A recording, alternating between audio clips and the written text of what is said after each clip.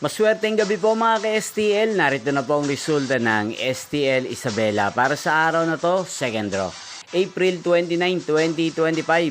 Araw ng Martes. Naway ang mga natayan niyo pong mga numero kanina ay manalo nawa ngayong gabing ito, 7 PM. Kaya't kunin niyo na po ang inyong mga tickets. Narito na po ang resulta. Ang mga numerong nanalo sa STL Isabela ngayong gabing ito, April 29, 2025, 7 PM. Second draw result, 25 at 8. In exact order. Sa lahat po ng tumaya kanina sa STL Isabela para sa second draw ng 25 at 8. Congrats po sa inyo, panalo po kayo.